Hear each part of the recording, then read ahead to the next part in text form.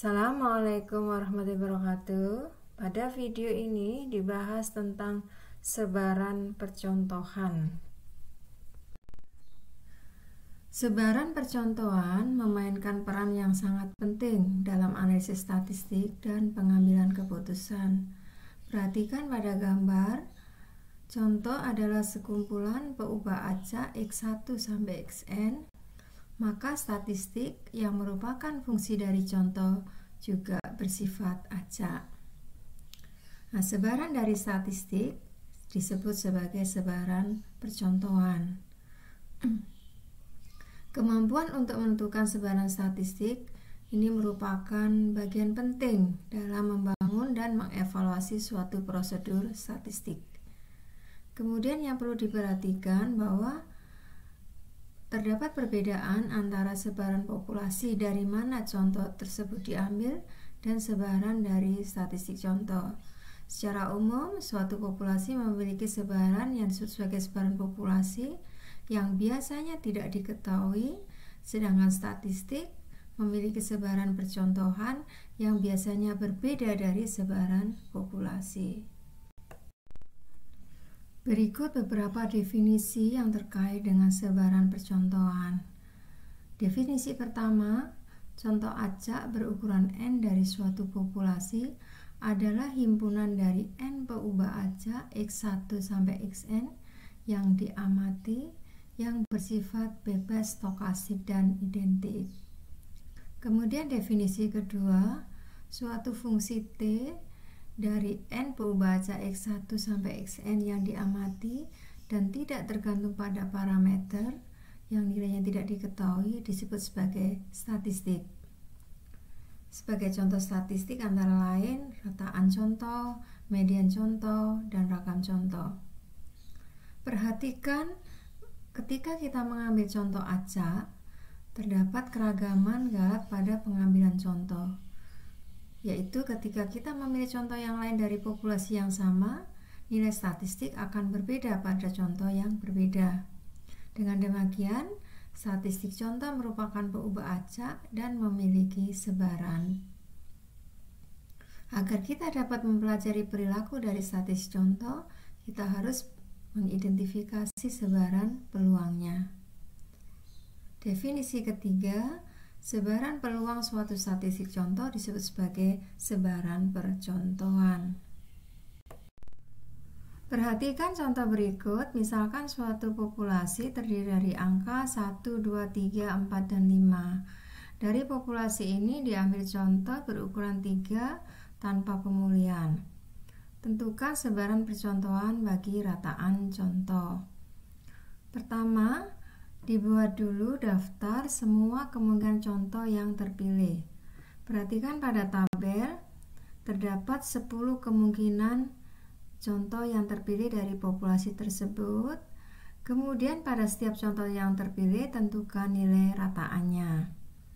Selanjutnya, tabel yang berisi kemungkinan contoh dan rataan ini dibuat ringkasan di dalam fungsi massa peluang dari rataan, yaitu di sini pada X bar sama dengan 2, peluangnya berarti di sini hanya 1 per 10.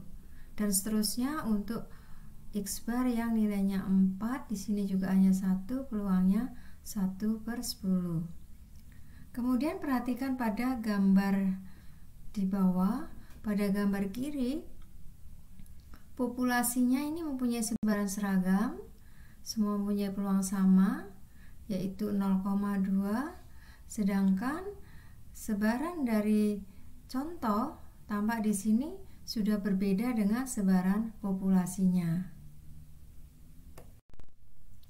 Berikut teorema pertama yang terkait dengan sebaran percontohan. Misalkan X1 sampai Xn adalah suatu contoh acak berukuran N dari suatu populasi dengan rataan mu dan ragam sigma kuadrat. Maka nilai harapan X bar sama dengan mu dan ragam dari X bar sama dengan sigma kuadrat per N. Untuk bukti bisa diperhatikan di slide.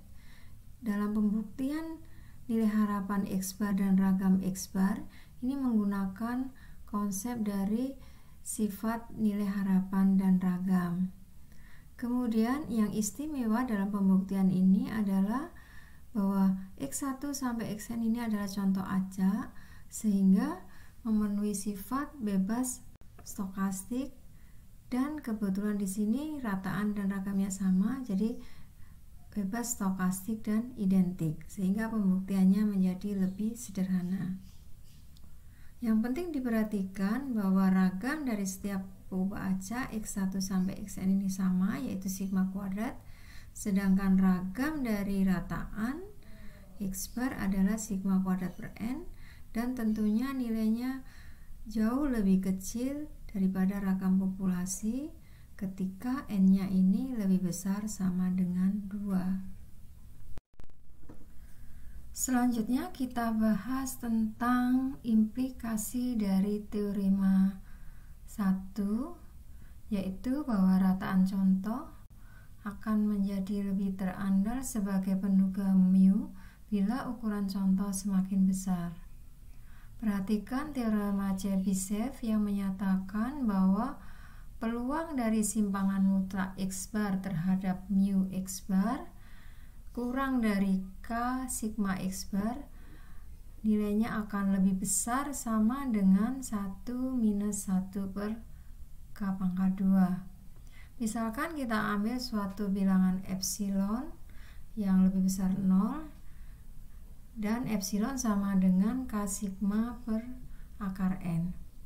Maka K sama dengan epsilon per akar N, sehingga teorema Chebyshev ini dapat dinyatakan sebagai peluang simpangan X bar terhadap mu kurang dari epsilon nilainya akan lebih besar sama dengan 1 minus sigma kuadrat dibagi N dibagi epsilon pangkat 2.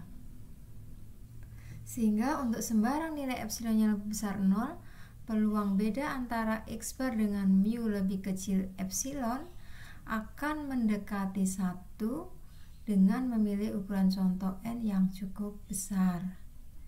Perhatikan contoh. Suatu minuman soda mempunyai isi rata-rata 12 on per kaleng. Terdapat sedikit keragaman isi antar kaleng, dan setelah dilakukan pengamatan diketahui bahwa isi minuman per kaleng ini menyebar normal dengan sigma sama dengan 0,8 ons. Selanjutnya suatu contoh acak sebanyak 10 kaleng dipilih dari sekumpulan banyak kaleng dan dicatat isinya pada setiap kaleng. Tentukan peluang bahwa rataannya berbeda 0,5 ons dari nilai mu-nya, yaitu 12 ons. Dari soal ini maka diketahui bahwa XI ini menyebar normal dengan min 12 dan ragamnya 0,64, sehingga rataan ini menyebar normal dengan mu sama dengan 12 dan sigma kuadrat plus 10 karena N-nya ada 10. Ini sigma dari X bar-nya adalah 0,064. Maka peluang harga mutlak X bar dikurangi 12 kurang dari 0,5 ini dapat diselesaikan dengan menggunakan tabel sebaran normal karena X ini menyebar normal, dan hasilnya diperoleh 0,9512. Ya. Artinya di sini sekitar 95% rataan isi pada 10 botol yang terpilih berisi antara 11,5 sampai 12,5 ons ya. Selanjutnya kita bahas untuk sebaran percontohan dari populasi yang terbatas. Misalkan C1 sampai Cn merupakan populasi terbatas. Kemudian rata-rata populasinya yaitu mu sama dengan 1/n sigma Ci, dan ragamnya sama dengan 1/n sigma Ci min mu pangkat 2. Perhatikan pada teorema 1,2, misalkan X1 sampai Xn adalah contoh acak yang berukuran N yang dipilih tanpa pemulihan dari populasi C1 sampai Cn. Maka nilai harapan dari X bar sama dengan mu dan ragam dari X bar sama dengan sigma kuadrat per N dikalikan N-N per N-1. Contoh dalam teorema 1-2 ini bukan contoh acak dan XI bukan peubah acak yang bebas stokastik identik. Perhatikan bahwa pengambilan contoh tanpa pemulihan menyebabkan dependensi di antara XI. Kemudian faktor koreksi pada ragam X bar yaitu N-N dibagi N-1 sering sebagai faktor koreksi populasi terbatas. Nilai ini mendekati 1 kecuali bila ukuran contoh sangat besar. Namun jika ukuran contoh N relatif kecil terhadap ukuran populasi N, faktor koreksi populasi ini akan bernilai sekitar 1. Oleh karena itu, umumnya faktor koreksi populasi tidak digunakan dalam penurunan sebaran percontohan kecuali jika memang mutlak diperlukan. Perhatikan contoh berikut yang sama dengan contoh pertama. Pertanyaannya adalah tentukan rataan dan ragam untuk X bar. Pertama, tentukan dulu nilai harapan X bar yaitu sama dengan jumlahan dari hasil kali nilai X bar dikalikan peluang dari X bar yang tertera pada tabel sebelumnya. Hasilnya nilai harapan X bar sama dengan 3. Nilai ini sama dengan nilai mu. Kemudian dihitung ragam dari X bar yaitu nilai harapan X bar pangkat 2 dikurangi nilai harapan X bar pangkat 2 dan diperoleh hasilnya adalah 0,333.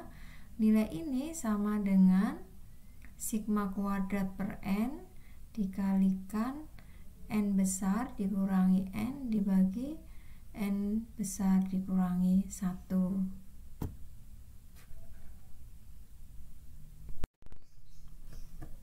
Selanjutnya perhatikan contoh yang keempat. Misalkan X1 sampai Xn adalah suatu contoh acak berukuran N dari suatu populasi dengan rataan mu dan ragam sigma kuadrat. Perhatikan ragam contoh yang didefinisikan sebagai S kuadrat sama dengan 1 per N-1 kalikan sigma XI min X bar pangkat 2. Tunjukkan bahwa nilai harapan S kuadrat ini sama dengan sigma kuadrat. Pertama, diuraikan dulu S kuadrat ini ke dalam bentuk yang lebih mudah karena nanti digunakan untuk mencari nilai harapannya. Jadi S kuadrat ini bisa dinyatakan sebagai sigma dari XI pangkat 2 dikurangi N kalikan X bar pangkat 2 dibagi dengan N-1. Sehingga nilai harapan S kuadrat sama dengan 1 per N-1 dikalikan sigma dari nilai harapan XI kuadrat dikurangi N dibagi N-1 dikalikan nilai harapan dari X bar pangkat 2. Kemudian untuk menentukan nilai harapannya ini gunakan fakta bahwa nilai harapan X kuadrat sebenarnya sama dengan ragam X ditambah mu pangkat 2. Sehingga nilai harapan XI kuadrat itu sama dengan ragam dari XI ditambah mu I pangkat 2. Karena ragam dan mu I-nya ini sama, maka nilai harapan XI kuadrat sama dengan sigma kuadrat plus mu pangkat 2. Kemudian gunakan teorema 1-1 yaitu varian dari X bar sama dengan sigma kuadrat per N, sehingga ragam dari X bar sama dengan nilai harapan X bar kuadrat dikurangi nilai harapan X bar pangkat 2, Sehingga dari sini bisa ditentukan bahwa nilai harapan dari X bar pangkat 2 sama dengan sigma kuadrat per N ditambah mu kuadrat. Selanjutnya, gunakan nilai harapan ini untuk menentukan nilai harapan dari X kuadrat. Dan kalau dimasukkan nilai harapan dari XI kuadrat dan nilai harapan X bar kuadrat, akan diperoleh bahwa nilai harapan X kuadrat sama dengan sigma kuadrat. Hal ini menunjukkan bahwa nilai harapan dari ragam contoh sama dengan ragam populasi. Berikut beberapa soal latihan untuk sebaran percontohan. Selanjutnya, kita bahas tentang sebaran percontohan dari populasi normal. Sebaran percontohan suatu statistik akan tergantung pada sebaran populasi dari mana contoh tersebut diambil. Pada bagian ini dibahas tentang sebaran percontohan dari beberapa statistik dari contoh acak yang diambil dari sebaran normal. Statistik ini banyak digunakan pada prosedur statistik yang sangat penting dalam menyelesaikan masalah di dunia nyata. Berikut beberapa sebaran dari kombinasi linear berubah acak normal yang bersifat bebas stokastik.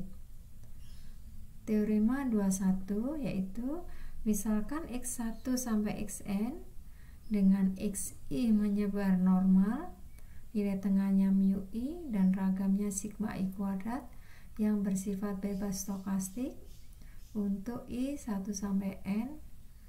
Misalkan A1 sampai AN adalah suatu konstanta yang sering disebut sebagai faktor pembobot atau faktor penimbang, maka sebaran dari kombinasi linear Y sigma dari AI XI adalah sebaran normal dengan nilai tengah mu Y sama dengan sigma AI kalikan mu I dan ragamnya sigma kuadrat Y sama dengan sigma AI kuadrat dikalikan sigma I kuadrat. Selanjutnya kita bahas tentang pembuktian teorema 21. Pembuktian ini menggunakan metode fungsi pembangkit momen yang telah dibahas pada pertemuan 9.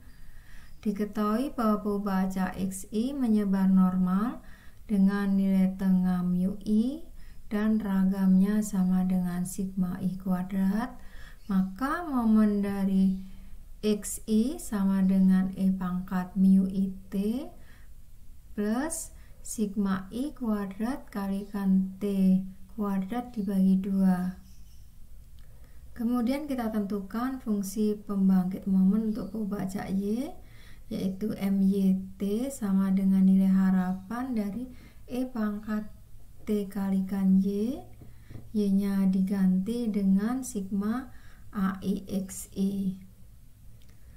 Diketahui bahwa XI bersifat bebas stokastik, maka momen dari YT sama dengan hasil kali nilai harapan E pangkat T kalikan AI kalikan XI, atau sama saja dengan penggandaan dari momen XI dengan T-nya adalah sama dengan TAI. Selanjutnya masukkan nilai MXI ini dengan mengganti T dengan T kalikan AI. Maka diperoleh momen dari YT sama dengan E pangkat T kalikan sigma AI kalikan mu I ditambah T kuadrat kalikan sigma AI kuadrat kalikan sigma I kuadrat.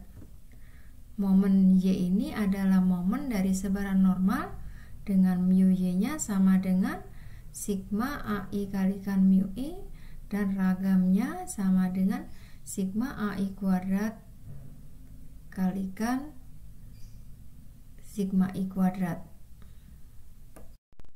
Dari teorema 21 dapat diturunkan beberapa teorema yang sering disebut sebagai corollary. Yang pertama, jika mu I sama dengan mu dan sigma I kuadrat sama dengan sigma kuadrat untuk I sama dengan 1 sampai N, maka sebaran dari kombinasi linear Y sama dengan sigma AI kalikan XI akan menyebar menurut sebaran normal dengan mu Y sama dengan mu dikali sigma AI, dan ragam Y sigma kuadrat Y sama dengan sigma kuadrat dikalikan sigma dari AI pangkat 2. Yang B, jika mu I sama dengan mu dan sigma I kuadrat sama dengan sigma kuadrat serta AI sama dengan 1/n, untuk I sama dengan 1 sampai N, maka sebaran dari kombinasi linear Y sama dengan 1/n sigma XI, dan ini sebenarnya sama saja dengan X bar, akan menyebar menurut sebaran normal dengan mu Y sama dengan mu dan ragam Y sama dengan sigma kuadrat per N. Dari korelasi 22B ini, jadi bila diketahui X menyebar normal mu sigma kuadrat, maka X bar akan menyebar normal dengan nilai tengah mu dan ragamnya sigma kuadrat per N.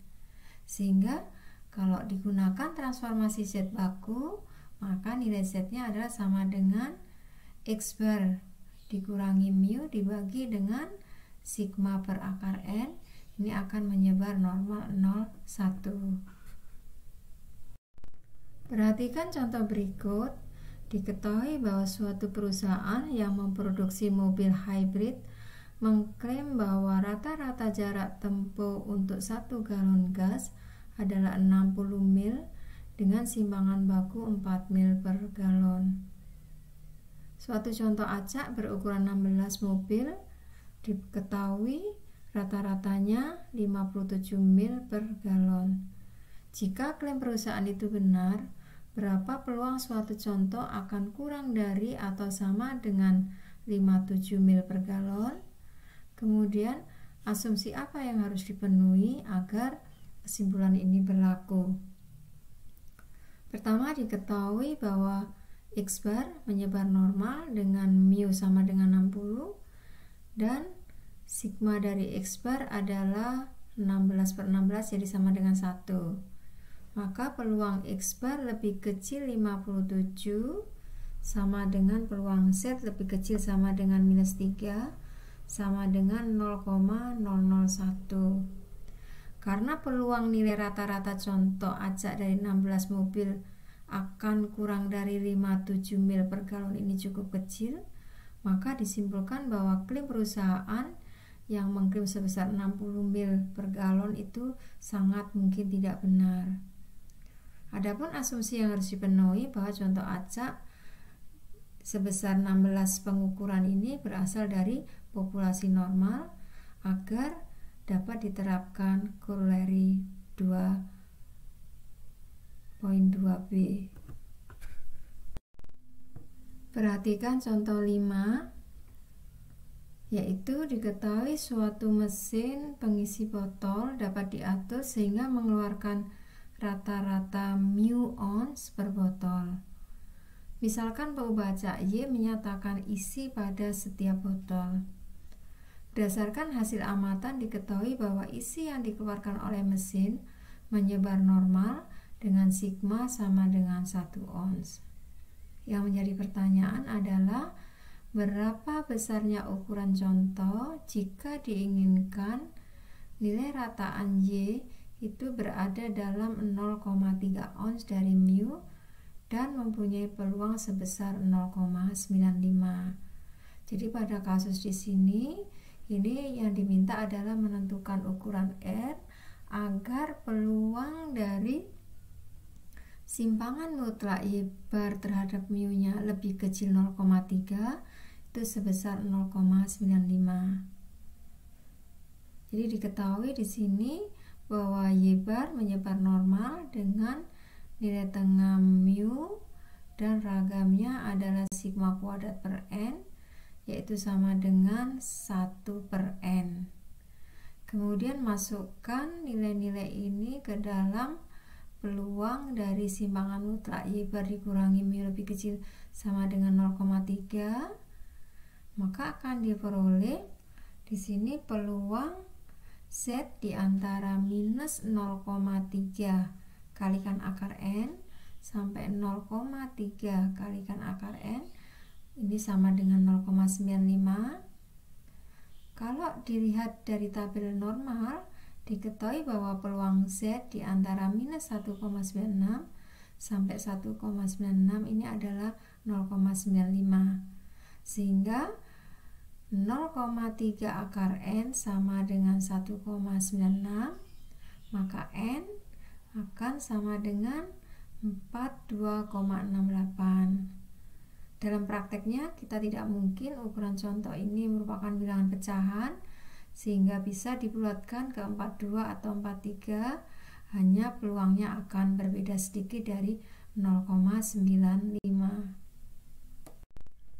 Selanjutnya dibahas tentang sebaran Q kuadrat. Sebaran Q kuadrat digunakan dalam banyak masalah inferensi. Misalnya dalam masalah inferensia untuk ragam. Fungsi kepekatan peluang Q kuadrat dinyatakan sebagai Fy sama dengan 1 per gamma V per 2 dibagi 2 pangkat V per 2 dikalikan Y pangkat V per 2 minus 1 dikalikan E pangkat minus Y per 2 untuk Y lebih besar sama dengan 0 dan Fy bernilai 0 untuk Y kurang dari 0. Perhatikan notasi untuk Q kuadrat dinotasikan sebagai Q kuadrat dengan tanda kurung yang menyatakan N menyatakan derajat bebas.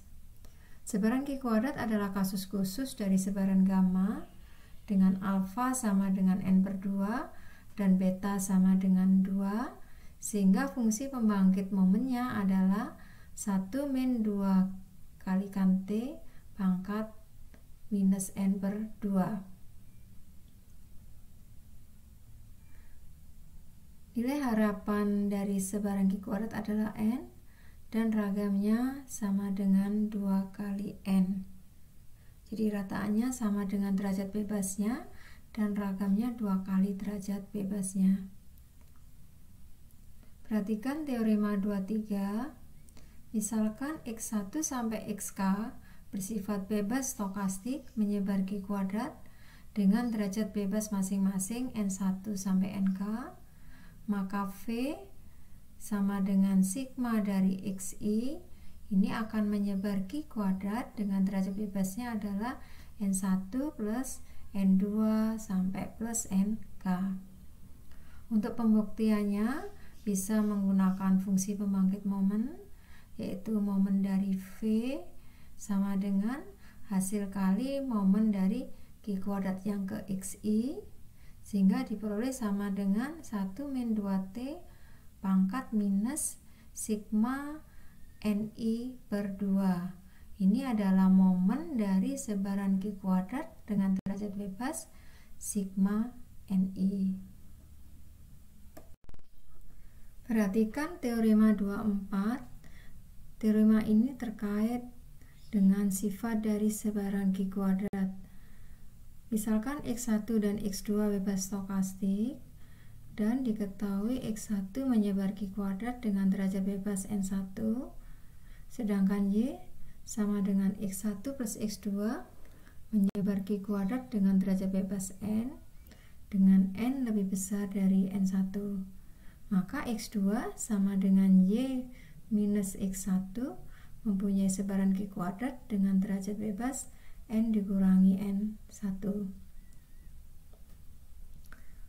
Bukti teorema 22 ini dapat menggunakan sifat dari fungsi pembangkit momen. Perhatikan momen dari Y, yaitu sama dengan nilai harapan dari E pangkat T kalikan X1 plus X2. Karena X1 dan X2 ini bebas, maka momen Y merupakan hasil kali dari momen X1 dan momen X2. Perhatikan yang warna biru ini adalah momen dari X1 yang diketahui menyebar Q kuadrat dengan derajat bebas N1, dan yang warna hijau diketahui bahwa momen Y adalah menyebar Q kuadrat derajat bebas N1 plus N2.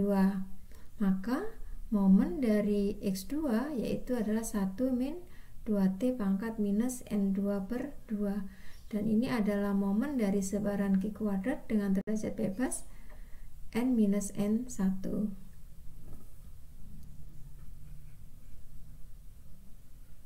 Selanjutnya perhatikan teorema 25. Jika X menyebar gamma dengan parameter alfa dan beta, maka transformasi Y sama dengan 2X per beta akan menyebar Q kuadrat dengan derajat bebas 2 alfa. Pembuktian teorema ini juga menggunakan fungsi pembangkit momen. Fungsi pembangkit momen gamma adalah 1 min beta T pangkat minus alfa. Maka momen dari Y adalah momen dari 2X per beta T sama dengan di sini momen X dengan mengganti T-nya adalah 2T per beta. Dan diperoleh momen Y-nya adalah 1 min 2T pangkat min 2 alfa per 2. Dan ini adalah momen dari sebaran Q kuadrat dengan derajat bebas 2 alfa. Perhatikan teorema 26. Jika X menyebar normal baku, maka X kuadrat akan menyebar Q kuadrat dengan derajat bebas 1. Untuk pembuktian teorema 26 ini dapat menggunakan fungsi pembangkit momen. Perhatikan di sini X diketahui menyebar normal 0,1, maka fungsi pembangkit momen untuk X kuadrat yaitu mx kuadrat T sama dengan nilai harapan ETX kuadrat yaitu sama dengan integral dari ETX kuadrat dikalikan fungsi sebaran normal baku, kemudian lakukan modifikasi pada bagian integral. Pada bagian integral ini nanti ini sebenarnya adalah suatu sebaran normal dengan mu-nya adalah 0 dan ragamnya adalah 1 per 1 min 2T. Dengan melakukan modifikasi ini bagian integralnya akan menjadi 1 sehingga fungsi pembangkit momen untuk X kuadrat T sama dengan 1 min 2T pangkat minus setengah. Dan ini adalah fungsi pembangkit momen dari sebaran Q kuadrat dengan derajat bebas 1. Perhatikan teorema 27. Misalkan diketahui contoh acak X1 sampai Xn berasal dari sebaran normal dengan nilai tengah mu dan ragam sigma kuadrat, maka Zi sama dengan Xi min mu dibagi sigma ini akan menyebar normal baku, dan sigma dari Zi kuadrat yaitu sama dengan sigma dari Xi min mu dibagi sigma dipangkatkan 2 ini akan menyebar sebaran Q kuadrat dengan derajat bebas n. Catatan kasus khusus, kalau sebaran dari X1 nya adalah normal 0,1, maka sigma Zi kuadratnya sama dengan sigma Xi kuadrat dan ini akan menyebar Q kuadrat dengan derajat bebas n. Pada slide di bawah tampak gambar sebaran Q kuadrat dan gambar sebaran Q kuadrat untuk tabel. Gambar kiri menjelaskan sebaran Q kuadrat pada berbagai derajat bebas. Di sini bentuk sebaran Q kuadrat adalah menjulur ke kanan ya. Sedangkan pada gambar kanan ini adalah menjelaskan dari nilai alfa yang dijelaskan pada tabel Q kuadrat, yaitu pada tabel itu yang tertera adalah peluang X lebih besar dari Q kuadrat dengan derajat bebas tertentu sama dengan alfa. Berikut diberikan contoh untuk sebaran Q kuadrat. Misalkan diketahui contoh acak X1 sampai X5 berasal dari sebaran normal dengan nilai tengah mu sama dengan 5 dan ragamnya sama dengan 1. Yang ditanyakan adalah tentukan nilai A agar peluang dari sigma XI minus 5 pangkat 2 kurang dari A sama dengan 0,9. Untuk menjawab soal ini, gunakan teorema 27, yaitu bahwa sigma ZI kuadrat itu akan menyebar Q kuadrat dengan derajat bebas N. Selanjutnya diganti ZI kuadrat dengan XI min 5 dibagi dengan sigma, maka diperoleh di sini sigma dari XI minus 5 pangkat 2 ini akan menyebar Q kuadrat derajat bebas 5. Selanjutnya, lihat pada tabel Q kuadrat. Tentukan pada tabel itu yang nilainya peluangnya 0,1 pada derajat bebas 5, ya. Karena yang di tabel itu kan peluang Q kuadrat lebih besar dari sesuatu gitu ya. Nah, jadi dalam mencari di tabel ini yang kita gunakan adalah tabel peluang Q kuadrat lebih besar. Karena yang tanyakan itu lebih kecil sama dengan 0,9, maka yang lebih besarnya adalah 0,1. Kemudian derajat bebasnya 5. Nah, di situ akan ketemu nilai dari Q kuadratnya, yaitu 9,23635. Kemudian samakan nilai titik ini 9,23635 ini dengan nilai A tadi, ya. Sehingga hanya adalah 9,23635. Selanjutnya kita bahas teorema 28. Teorema ini terkait dengan ragam dari contoh, yaitu S kuadrat. Misalkan contoh acak X1 sampai Xn berasal dari sebaran normal dengan nilai tengah mu dan ragamnya sigma kuadrat, maka A peubah acak sigma dari XI min X bar pangkat 2 dibagi dengan sigma kuadrat, atau ini sama dengan N-1 dikalikan S kuadrat dibagi sigma kuadrat, akan menyebar Q kuadrat dengan derajat bebas N-1. Kemudian yang kedua yaitu X bar dan S kuadrat ini bersifat bebas. Selanjutnya kita perhatikan untuk pembuktian teorema 28. Jadi dari teorema sebelumnya 27 diketahui bahwa sigma XI minus mu per sigma pangkat 2 itu akan menyebar Q kuadrat derajat bebas N. Sehingga kalau nilai ini didekomposisi jadi 1 sigma kuadrat kalikan sigma dari XI minus mu pangkat 2, ini supaya bisa didekomposisi pada jumlahan ini dikurangkan dengan X bar ditambah dengan X bar. Kemudian kalau nilai ini dikuadratkan, ini akan diperoleh 1 sigma kuadrat kalikan sigma dari XI minus X bar kuadrat ditambah sigma dari X bar minus mu pangkat 2. Karena hasil kali dari XI min X bar dikalikan X bar min mu, kalau dijumlahkan ini nilainya akan 0. Kemudian perhatikan sebarannya. Dari teorema 27 diketahui bahwa sigma XI minus mu pangkat 2 per sigma kuadrat itu menyebar Q kuadrat derajat bebas N. Kemudian dari teorema 26 yang menyatakan bahwa kalau X menyebar sebaran normal 01, maka X kuadrat menyebar Q kuadrat derajat bebas 1. Nah, di sini X bar minus mu per sigma per akar N ini kan menyebar normal 01, maka kalau dikuadratkan nilainya ini akan menyebar Q kuadrat derajat bebas 1. Nah, kemudian yang menjadi utama di teorema 28 ini adalah sebaran dari N-1 kalikan S kuadrat per sigma kuadrat.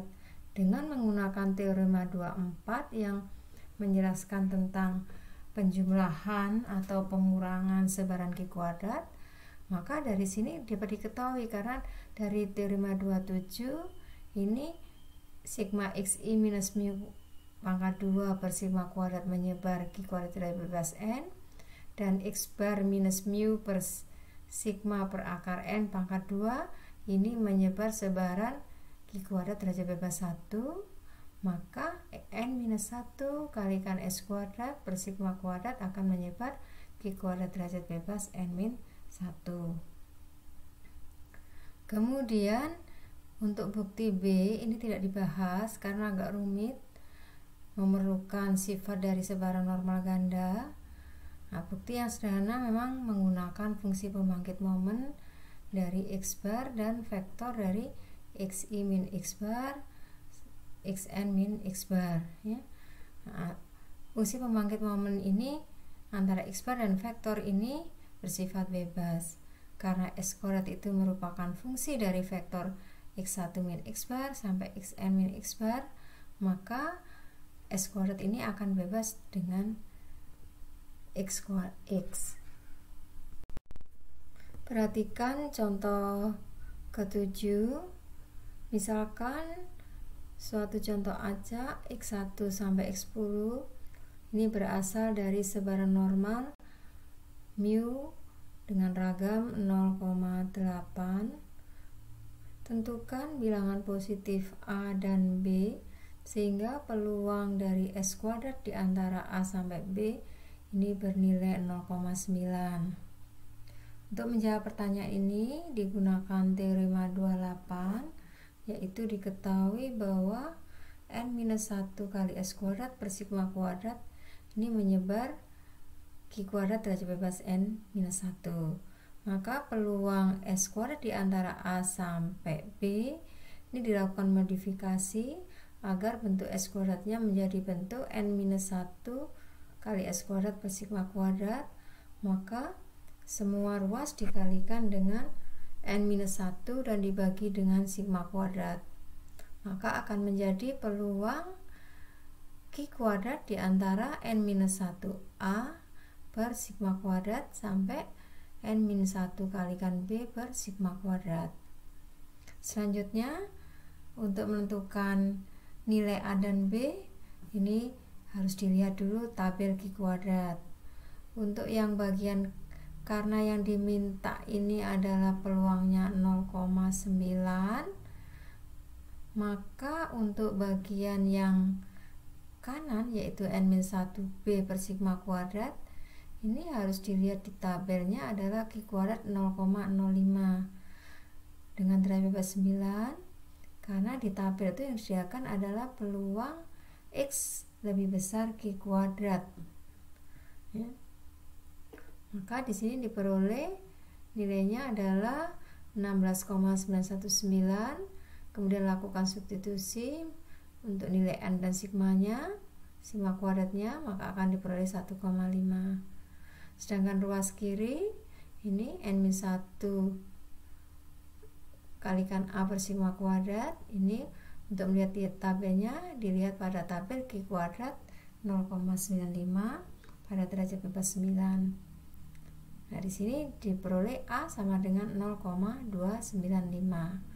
sehingga peluang S kuadrat di antara 0,295 sampai 1,5 ini akan bernilai 0,9. Berikut contoh lain untuk sebaran Q kuadrat. Suatu perusahaan minuman 2 ingin mengetahui keragaman pada jus dalam kaleng yang berukuran 16 ons. Dari pengalaman masa lalu diketahui bahwa sigma kuadrat itu sama dengan 2. Seorang ahli statistik perusahaan memutuskan untuk mengambil contoh 25 kaleng dari jalur produksi dan menghitung ragam pada contoh. Dengan asumsi bahwa amatan pada contoh merupakan contoh acak dari populasi normal, tentukan nilai B sedemikian agar peluang S kuadrat lebih besar B sama dengan 0,05. Jadi di sini yang diminta adalah menentukan batas dari S-nya, yaitu B ini. Untuk menjawab pertanyaan ini, gunakan kembali teorema 28. yang diketahui bahwa sebaran dari n-1 S kuadrat dibagi sigma kuadrat adalah Q kuadrat dengan derajat bebas n-1. N-nya di sini sebanyak 25, maka derajat bebasnya adalah 24. Kemudian dengan cara yang sama pada contoh 7, untuk menentukan B ini diubah S kuadratnya menjadi n-1 kali S kuadrat per sigma kuadrat, sehingga batas B-nya juga akan berubah menjadi n-1 kalikan B per sigma kuadrat. Kemudian masukkan nilai n-nya, n-1 24, kemudian sigma kuadratnya masukkan, maka peluang S kuadrat lebih besar B ini sama dengan peluang Q kuadrat derajat bebas 24 lebih besar dari 24B per 2. Selanjutnya lihat tabel Q kuadrat. Pada tabel Q kuadrat, peluang Q kuadrat dengan derajat 24 lebih besar dari 36,4151. Ini adalah peluangnya 0,05. Selanjutnya nilai 36,4151 ini disamakan dengan 24 kalikan B per 2, maka diperoleh B sebesar 3,03. Selanjutnya kita bahas tentang sebaran T-student. Misalkan diketahui bahwa baca X1 sampai Xn ini mempunyai sebaran normal dengan minnya atau nilai tengahnya mu dan ragamnya sigma kuadrat. Jika sigma diketahui, maka sebaran dari akar n dikalikan x per minus mu per sigma ini menyebar normal 0,1. Pada umumnya ini sigma tidak diketahui, maka diganti dengan simbangan baku contoh yang dilamakan dengan S. Jika ukuran contoh besar, kita bisa menerapkan teorema limit pusat dan memperoleh bahwa S ini dapat digunakan sebagai aproksimasi untuk sigma, sehingga sebaran dari akar n per kalikan x per minus mu per S ini dapat didekati dengan sebaran normal 0,1. Namun jika ukuran contohnya kecil, maka sebaran akar n kali x per minus mu per S ini mempunyai sebaran T-student. Sebaran T-student ini dikembangkan oleh William Gosset tahun 1908 yang merupakan karyawan pada perusahaan bir di Queens, ya. William Gosset ini adalah ahli kimia dan tidak diizinkan pemiliknya untuk menerbitkan karyanya dengan namanya sendiri, sehingga menggunakan nama samaran T-student. Perhatikan sebaran T-student pada definisi 4. Misalkan di sini X ini ada berubah acak X dan Z yang bersifat bebas stokastik. X menyebar Q kuadrat derajat bebas R dan Z menyebar normal 0,1, maka T sama dengan Z dibagi akar dari X per N. Ini akan menyebar T-student dengan derajat bebas R. Fungsi kepekatan T, ini Ft, sama dengan gamma dari R plus 1 per 2 dibagi akar V kalikan R dibagi gamma R per 2 dikalikan 1 plus T kuadrat per R dipangkatkan minus R plus 1 per 2 dengan daerah fungsinya adalah minus tak hingga sampai tak hingga. Perhatikan gambar sebaran T dan sebaran normal, ya. Jadi sebaran T ini bentuknya mirip dengan sebaran normal, yaitu berbentuk lonceng dan simetrik, ya.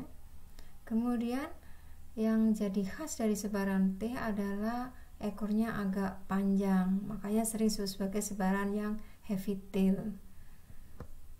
Sebarannya bentuknya berbeda-beda tergantung derajat bebasnya. Sebaran T ini cenderung ke sebaran normal baku bila derajat bebasnya ini cenderung tak terbatas.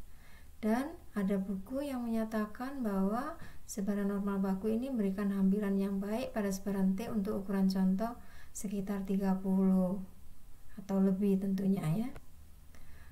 Nah, tabel T yang disajikan di tabel itu adalah tabel yang bagian sebelah kanan. Jadi peluang T lebih besar dari T dengan derajat bebas tertentu ini sebesar alfa. Untuk mencari bagian kiri ini lebih mudah karena sebaran T ini berbentuk simetrik. Pada dua slide berikut ini disajikan penurunan dari fungsi kepekatan T-student. Dalam menurunkan fungsi ini bisa menggunakan metode transformasi yang telah dipelajari pada pertemuan ke-9. Silakan dipelajari sendiri. Bila derajat bebas dari sebaran T ini sama dengan 1, yaitu R sama dengan 1, maka sebarannya Ft itu sama dengan 1 per V kalikan 1 plus T kuadrat pangkat minus 1. Ini merupakan sebaran Cauchy. Sedangkan bila R menuju tak hingga, maka dengan kalkulus ini bisa dibuktikan sebaran Ft-nya sama dengan 1/2 V E pangkat minus T kuadrat per 2, dan ini merupakan sebaran normal baku. Nilai harapan dari sebaran T diperoleh berdasarkan sifat dari fungsi T yaitu simetrik. Artinya di sini Ft sama dengan F minus T, maka nilai harapan T sama dengan 0. Untuk R lebih besar sama dengan 2. Kemudian ragam sebaran T sama dengan R dibagi R minus 2. Apabila derajat bebasnya cukup besar, maka ragam T ini mendekati 1. Perhatikan teorema 29, ini merupakan teorema untuk sebaran T yang berhubungan dengan sebaran percontohan. Misalkan perubahan acak X bar dan S kuadrat adalah rataan dan ragam dari contoh acak yang berukuran N, yang diambil dari suatu populasi normal dengan rataan mu dan ragam sigma kuadrat, maka T sama dengan X bar dikurangi mu dibagi S per akar N. Ini akan mempunyai sebaran T-student dengan derajat bebas N-1. Pembuktiannya, perhatikan di sini dari teorema sebelumnya sudah diketahui bahwa X bar minus mu dibagi sigma per akar N ini akan menyebar normal 0, 1, dan Y sama dengan N-1 S kuadrat per sigma kuadrat ini menyebar Q kuadrat dari bebas N-1, maka T ini dilakukan modifikasi bentuknya, semuanya dibagi dengan sigma per akar N sehingga bentuknya menjadi T sama dengan X bar minus mu dibagi sigma per akar N, yang bagian bawahnya adalah akar dari N-1 S kuadrat dibagi sigma kuadrat dikalikan N-1.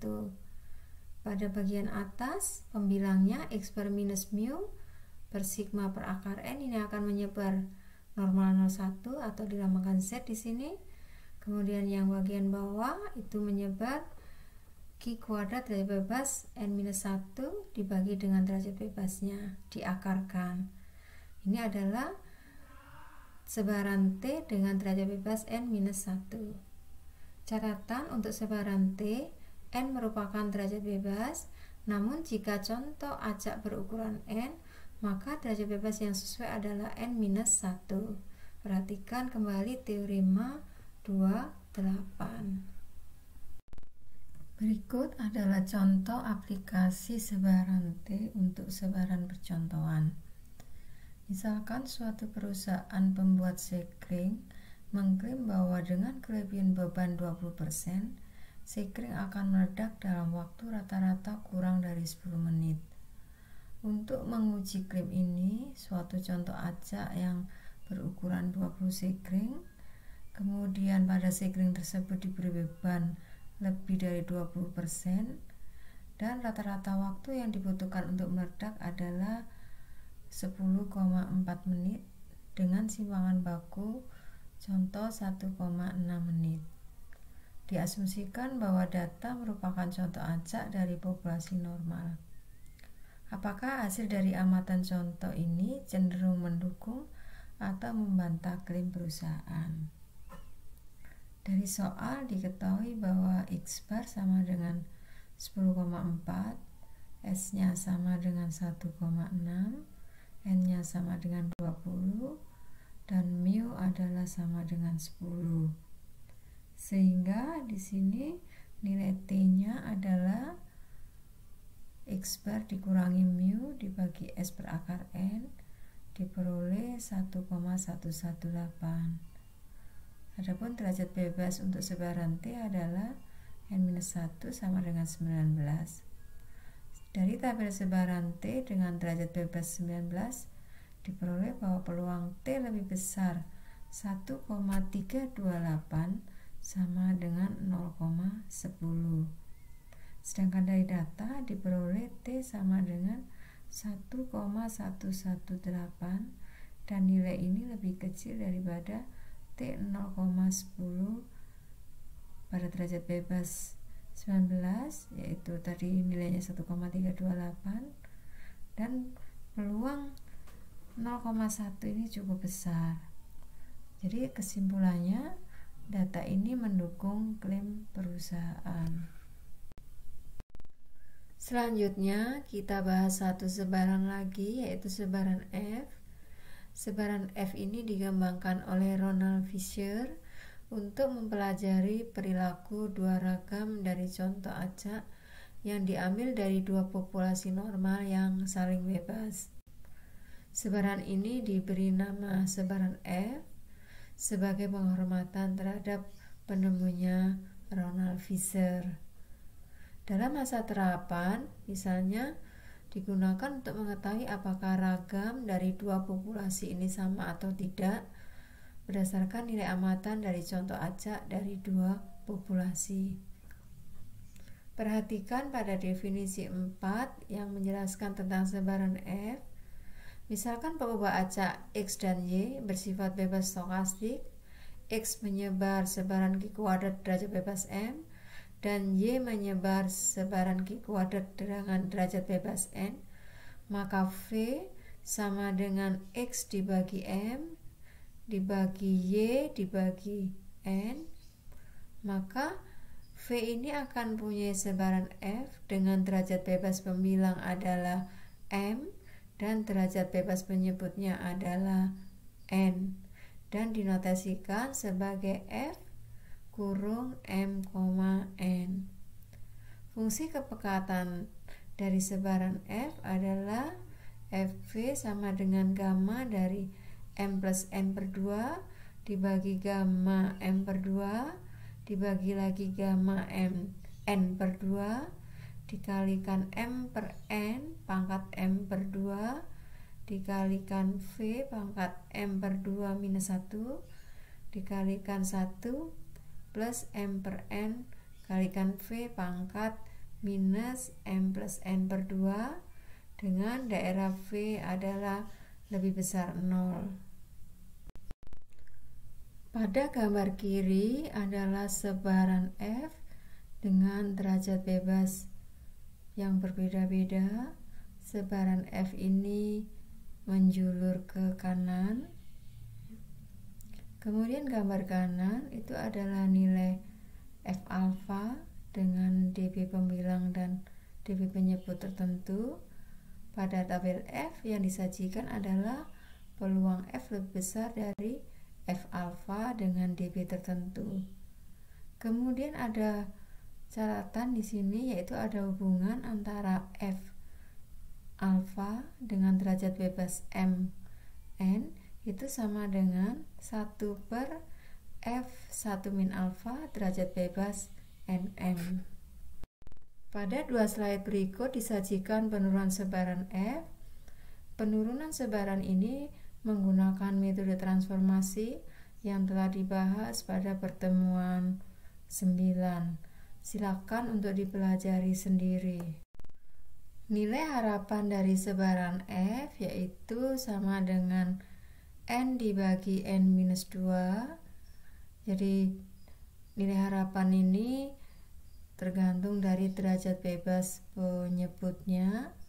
Kemudian ragam dari sebaran F yaitu 2N pangkat 2 dikali M plus N-2 dibagi M kalikan N-2 pangkat 2 dikalikan N-4. Berikut teorema yang terkait dengan sebaran F untuk sebaran percontohan. Misalkan dua contoh acak yang bebas, yaitu masing-masing berukuran M dan N, diambil dari dua populasi yang menyebar normal, masing-masing mempunyai ragam sigma 1 kuadrat dan sigma 2 kuadrat. Maka F yaitu sama dengan S1 kuadrat dibagi sigma 1 kuadrat dibagi dengan S2 kuadrat per sigma 2 kuadrat, atau sama dengan sigma 2 kuadrat dikalikan S1 kuadrat dibagi sigma 1 kuadrat dikalikan S2 kuadrat. F ini akan punya sebaran F dengan derajat bebas pembilang M-1 dan derajat bebas penyebutnya adalah N-1. Dari teorema ini, apabila sigma 1 kuadrat sama dengan sigma 2 kuadrat, artinya ragam kedua populasi sama, maka F sama dengan S1 kuadrat per S2 kuadrat. Ini akan punya sebaran F derajat bebas M-1 N-1.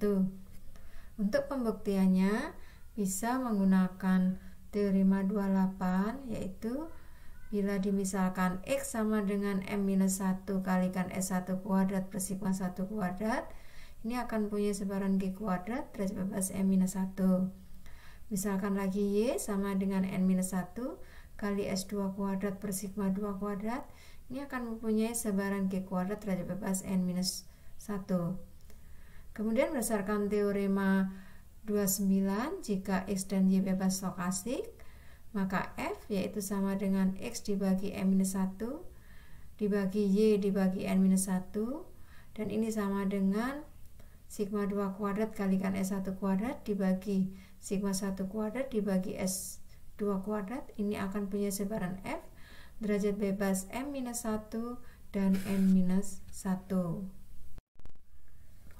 Berikut ilustrasi untuk sebaran F. Misalkan S1 kuadrat menyatakan ragam dari contoh berukuran 10 dari populasi 1, dan S2 kuadrat menyatakan ragam dari contoh berukuran 8 dari populasi 2. Ragam populasi 1 diasumsikan 3 kali lebih besar dari ragam populasi 2. Tentukan nilai A dan B agar peluang dari S1 kuadrat per S2 kuadrat di antara A sampai B bernilai 0,9, dengan asumsi bahwa S1 kuadrat dan S2 kuadrat ini bersifat bebas stokastik.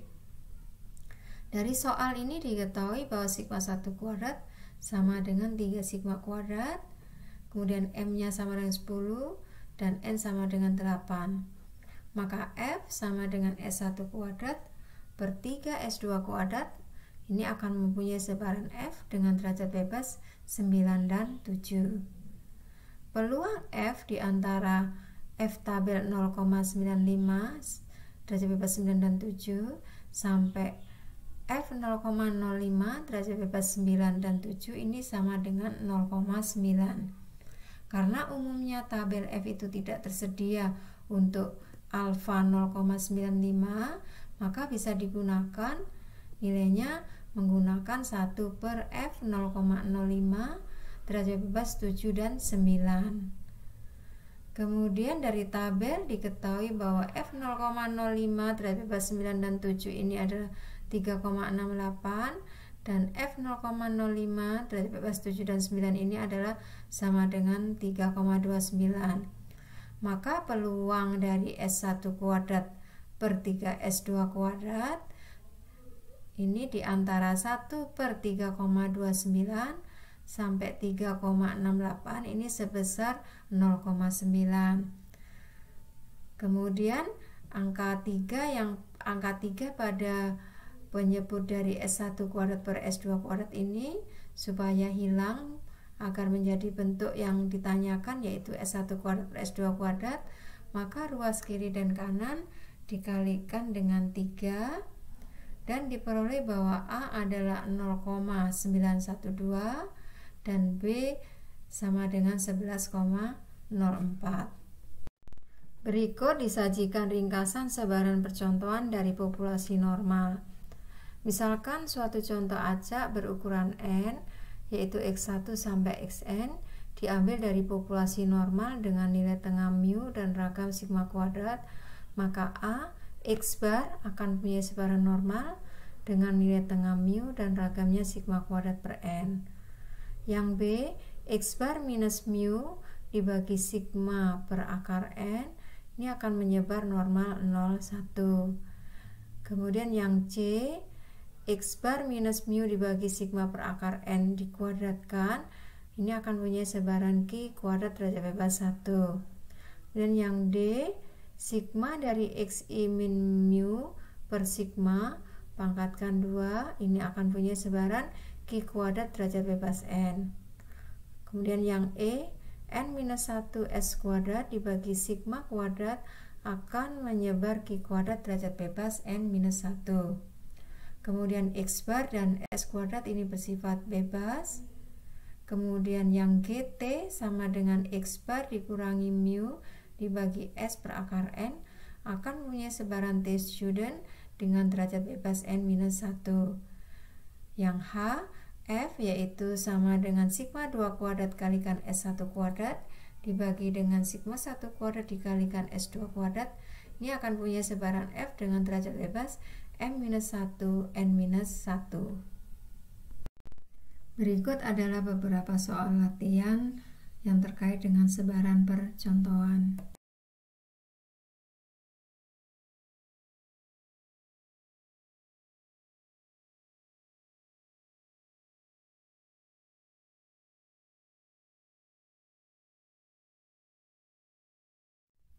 Selamat belajar dan berlatih, semoga sukses. Saya akhiri dengan wassalamualaikum warahmatullahi wabarakatuh.